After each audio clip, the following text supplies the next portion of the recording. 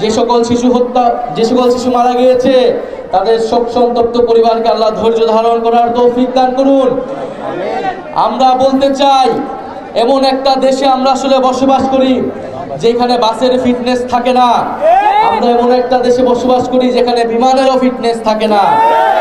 আমরা এমন একটা দেশে বসবাস করি যেখানে মানুষেরও ফিটনেস থাকে না, রাষ্ট্রেরও ফিটনেস থাকে না।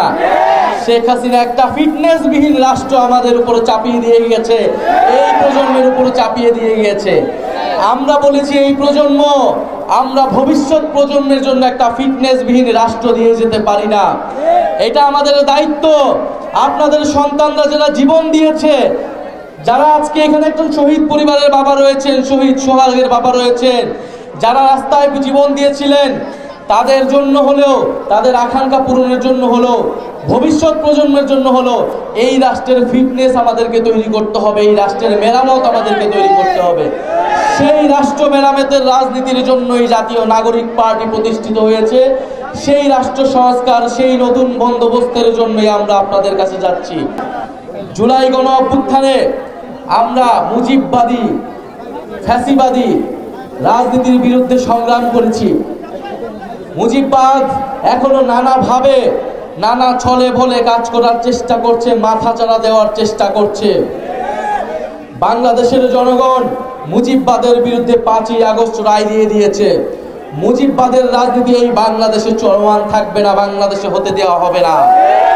প্রিয় সংগ্রামী বন্ধুগণ, আমরা স্পষ্টভাবে বলতে চাই, মুজিববাদকে শুধু আইনগতভাবে মোকাবেলা করলেই হবে না।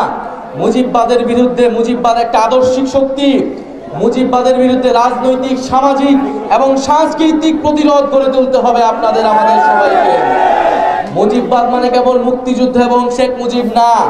মুজিববাদ মানে ফ্যাসিবাদ, মুজিববাদ মানে গত 50 বছরের বিভাজনের রাজনীতি, মুজিববাদ মানে গুম, খুন, ধর্ষণ এবং মানবাধিকার হরণের রাজনীতি।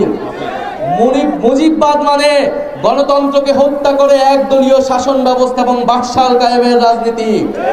মুজিববাদ মানে দেশের মানুষের টাকা লুট করে, পাচার করে মাফিয়াতন্ত্রের রাজনীতি, লুটেরা অর্থনীতি হচ্ছে মুজিববাদের রাজনীতি। মুজিববাদের রাজনীতি হচ্ছে ইসলাম বিদ্বেষ এবং সাম্প্রদায়িকতার রাজনীতি। মুজিববাদ মানে হচ্ছে সংখ্যালঘু সম্প্রদায়ের জমি সম্পদ দখলের রাজনীতি।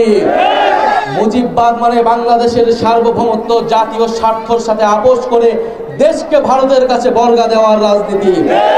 আমরা এই মুজিববাদের রাজনীতির বিরুদ্ধে দাঁড়াচ্ছি।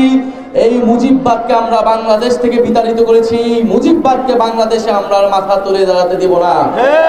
প্রিয় সংগ্রামী বন্ধুগণ, এই মুজিববাদের হাত থেকে আমরা আমাদের স্বাধীনতা সংগ্রামের ঐতিহ্যকে রক্ষা এবং পুনরুদ্ধার করতে হবে।